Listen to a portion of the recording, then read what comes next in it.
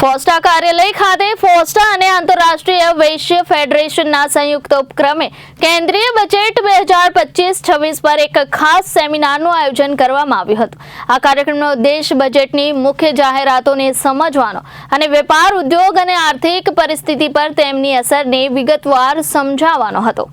આ સેમિનારમાં ચાર્ટર્ડ એકાઉન્ટન્ટ્સના નિષ્ણાંત પેનલે હાજરી આપી હતી, જેમણે બજેટના વિવિધ પાસાઓ પર ચર્ચા કરી હતી। મુખ્ય મુદ્દાઓ નીચે મુજબ હતા, જેમાં 12 લાખ રૂપિયા સુધીની આવક પર 87A હેઠળ 60,000 રૂપિયાની કર મુક્તિ, 2 ચેરિટેબલ ટ્રસ્ટનું નવીનીકરણ સમયગાળો 5 વર્ષથી વધારીને 10 વર્ષ કરવામાં આવ્યો છે।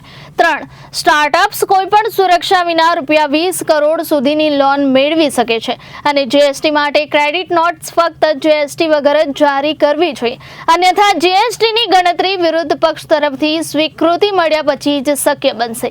5 સુરત શહેરના વેપારીઓએ નાણામંત્રી દ્વારા એમએસએમઈ માટે વધેલી મર્યાદાઓનો મહત્તમ લાભ લેવો જોઈએ, ખાસ કરીને અસુરક્ષિત લોનનો લાભ। આ પ્રસંગે ફોસ્ટાના પ્રમુખ કૈલાસ હકીમ, સચિવ ગિરીશ મિત્તલ અને ડિરેક્ટરો આઈવીએફના રાજ્ય પ્રમુખ અનિલ રોંગટા અને તેમની ટીમ, ચાર્ટર્ડ એકાઉન્ટન્ટ શ્રી પ્રજ્ઞેશ જગસેઠ, શ્રી અનીસ ગોયલ, શ્રી મુકેશ કાબરા, શ્રી રાજેશ ભાવવાલા, શ્રી પુનિત ગર્ગ, શ્રી રાહુલ અગ્રવાલ, શ્રી અશ્વિન ભાવવાલા અને અન્ય બજાર અધિકારીઓ હાજર રહ્યા હતા।